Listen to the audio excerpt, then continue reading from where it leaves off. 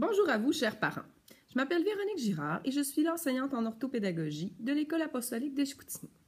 Alors, il me fait grand plaisir de prendre quelques minutes de mon temps aujourd'hui pour vous expliquer quels sont les rôles, les tâches et les responsabilités d'un orthopédagogue dans une école.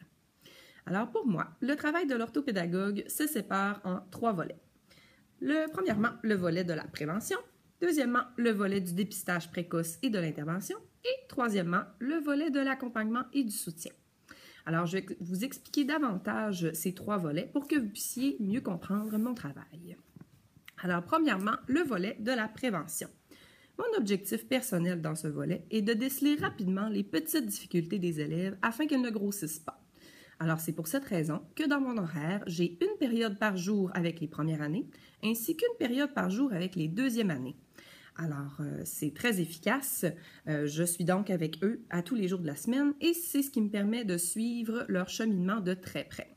Alors, vous savez, au premier cycle du primaire, c'est l'apprentissage de la lecture et de l'écriture et pour nous à l'école, c'est très important de les accompagner afin que les bases soient solides pour pouvoir continuer notre cheminement. Dans le volet de la prévention, j'inclus aussi l'observation, puisque je vais régulièrement dans les classes pour pouvoir observer les élèves afin de déceler des besoins spécifiques. Par la suite, il y a une chose que je trouve très importante dans l'école, c'est de parler d'attention-concentration avec les enfants.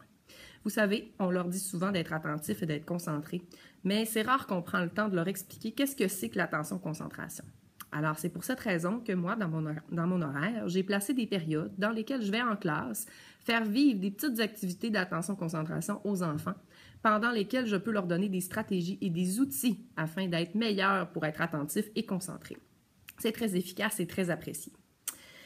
Entrons maintenant dans le deuxième volet, celui du dépistage précoce et de l'intervention. Alors, vous savez, j'évalue tous les élèves de la maternelle, tous les élèves de la première, ainsi que tous les élèves de la deuxième année, au début de l'année et au milieu de l'année, ce qui me permet de suivre leur cheminement de très près. En troisième, quatrième, cinquième et sixième année, j'évalue les élèves ayant des suivis un peu plus réguliers, ou bien c'est selon les besoins des enseignantes.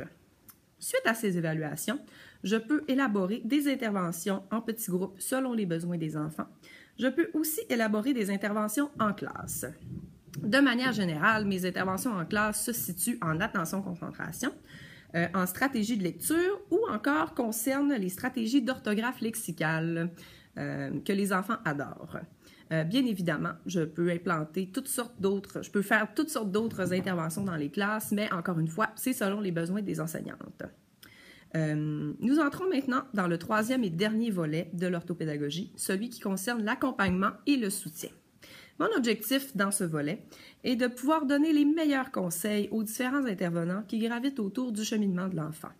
Donc, c'est par les principes de la différenciation pédagogique que je peux faire vivre des réussites à tous les enfants de l'école et c'est très important de vivre des réussites pour pouvoir apprendre.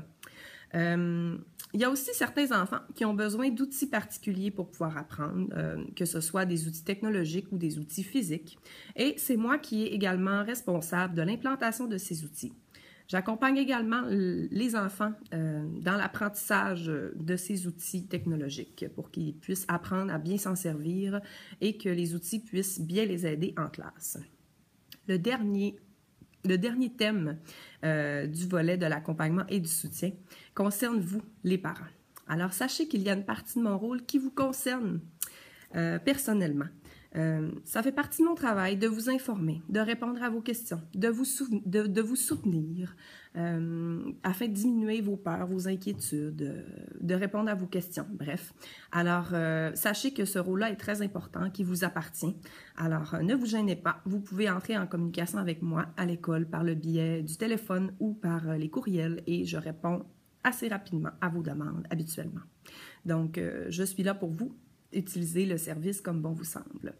En terminant, je trouve ça très important d'attirer votre attention sur le fait que je tiens absolument à ce qu'il ne faut pas que l'orthopédagogie égale la peur. Donc, sachez que l'orthopédagogie dans l'école, c'est un élément très positif et c'est très préventif pour aider vos enfants. Donc, il ne faut pas avoir peur du service d'orthopédagogie, c'est pour aider les enfants. Alors, j'espère que vous avez apprécié m'entendre, que vous avez aimé m'écouter et je vous souhaite une belle année scolaire. Merci beaucoup!